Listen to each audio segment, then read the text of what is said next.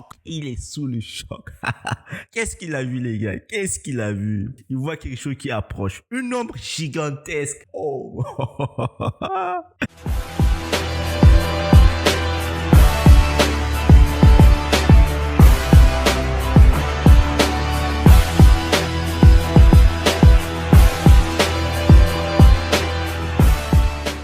Focus sur le toit du château d'Onigashima. Le combat entre Luffy et Kaido s'est arrêté. Luffy a l'air surpris par Kaido qui a retrouvé sa forme humaine parce que Kaido a pris un baril de saké et le boit calmement. Luffy lui crie dessus avec colère. Pourquoi tu bois? Je bois parce que je m'amuse. Vous en voulez aussi? Aujourd'hui c'est la fête du feu. Dans la capitale des fleurs. Nous avons aussi organisé un grand banquet à Onigashima, bien que vous l'ayez ruiné. Fou. Soudain, Kaido se met à pleurer. Si tu perds, tu n'utiliseras pas le fait que tu étais ivre comme excuse, n'est-ce pas? Kaido continue de rire. Il s'appuie sur son kanabo pour ne pas tomber. Putain d'idiot. Wolololololo. Me saouler ne me rend pas plus faible. Je reconnais que tu es fort. Luffy fait exploser son bras droit et l'étend pour attaquer Kaido alors qu'il continue de parler. Kaido recule en riant et esquive l'attaque avec une nouvelle technique. Oups, Shuron Hake. Kaido change de forme hybride et utilise un nouveau style de combat. Puis Kaido frappe Luffy avec son kanabo. L'attaque de Kaido a été si forte que les gens du Life Floor voient comment une partie du toit s'effondre. Luffy subit le coup. Kaido le frappe au front. Kaido prend sa forme de dragon. Il est au sol ébranlé par l'ivresse. C'est ce que je disais. Lors du flashback entre le combat Kaido versus Oden, les gens pensaient qu'il n'a pas utilisé sa forme hybride. Il n'a juste utilisé que sa forme humaine et sa forme draconique. Pour moi, le flashback a été si court que on n'a pas pu montrer sa forme hybride. Et Oda a réservé le design de la forme hybride pour maintenant. Et là, on comprend que Kaido utilise les trois différentes formes pour combattre en fait. Il n'utilise pas seulement la forme hybride quand il est à 100%, mais il peut utiliser la forme humaine comme la forme draconique. Il est en train de switcher. Il a tout donné contre Oden, mais malheureusement pour lui, il a failli perdre en fait. Kaido prend sa forme de dragon, il est au sol ébranlé par l'ivresse. C'est amusant, mais le château et l'île sont à moitié détruits. Je suis inutile. Je ne peux même pas protéger un seul château. Kaido est dévasté de tristesse. Une zone de texte nous dit qu'il est dans son état sad drunk, ce qui veut dire en mot tristesse. Ce combat a été destructeur pour Onigashima. C'est ce que le gouvernement disait. Même après ce combat, si les empereurs réussissaient à gagner, il leur faudrait 10 ans pour reconstruire leur flotte parce que les dégâts étaient tellement énormes et ça va continuer les gars. Luffy parvient à dévier l'une des lames du coupe de Kaido qui coupe facilement un rocher en deux. Kaido prend une forme hybride et se met à pleurer de façon incontrôlable. Et là, Luffy clairement lui dit qu'il ne va pas le laisser faire parce que là, il va pas se laisser faire. Il va pas laisser Kaido le battre. Kaido essaie d'attaquer Luffy avec un Raime Hake, mais juste avant de pouvoir le faire, Luffy saute et esquive l'attaque. Luffy s'appuie sur le kanabo pour se propulser vers Kaido et dans une double page impressionnante, il frappe le menton de Kaido d'un puissant coup de pied gauche qu'il a tendu juste avant. L'attaque est très puissante avec des éclairs noirs. Cependant, Kaido n'abandonne pas et parvient à attraper la jambe droite de Luffy et ils entrent tous les deux en collision avec une énorme coup de tête. L'impact est gigantesque et beaucoup d'éclairs noirs en sortent. Ça nous fait penser le coup de tête entre Luffy et Ulti. Cependant, Kaido l'emporte et Luffy qui s'envole carrément parce que le haki de roi de Luffy n'est toujours pas au niveau du haki de roi de Kaido. Clairement, il a été repoussé. Et soudain, Kaido se met à pleurer de colère et devient très agressif. Une nouvelle zone de texte nous dit que le gars il est en mode Yves colère en fait.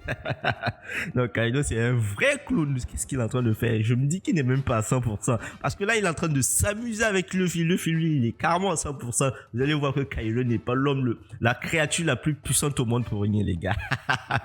Ah les gars c'est dingue. Oh putain.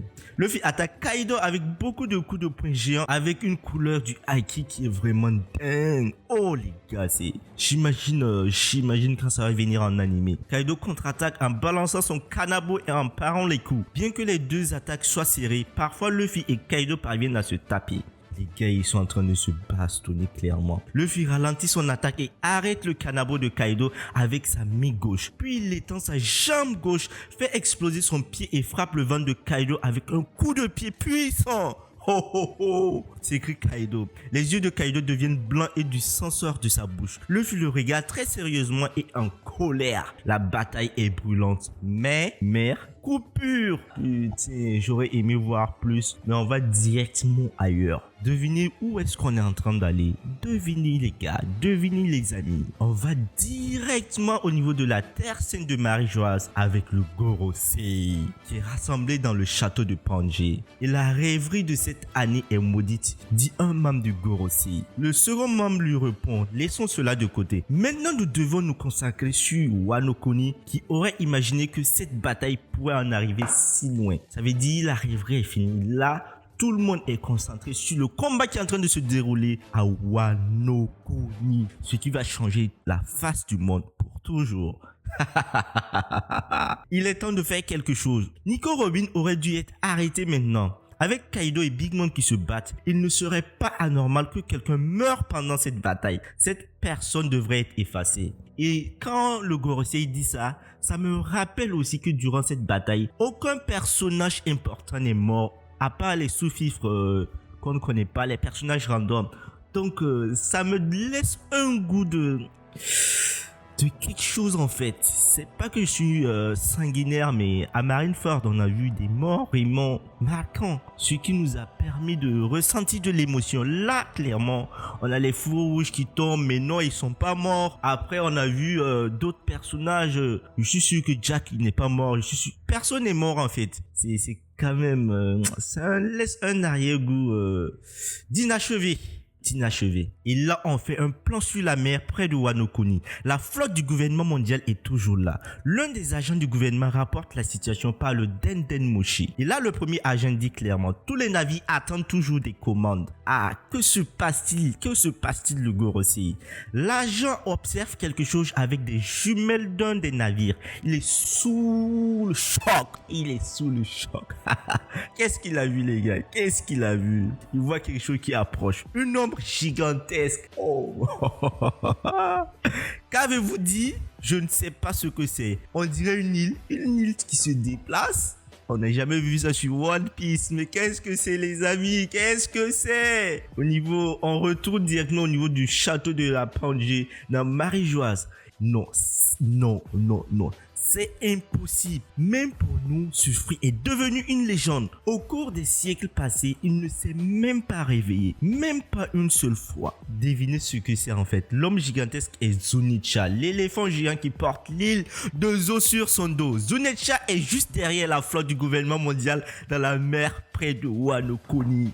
Oh, Zunicha est derrière la flotte. Il est derrière la flotte. Quand on se rappelle qu'il a éclaté Jack et son navire en un seul coup, il suffit que Momonosuke Deis lui donne un ordre et c'est foutu. Toute la flotte du gouvernement mondial sera balayée les gars. Zunicha est venu, ça veut dire c'est fini pour Kaido, c'est fini pour Big Mom. Oh les gars, c'est sûr que c'est lui, il va s'occuper de la flotte en fait. Et là clairement, j'espère que ça ne sera pas le fait que Momonosuke n'arrive pas à soutenir l'île et il va demander à Zunicha de venir l'aider.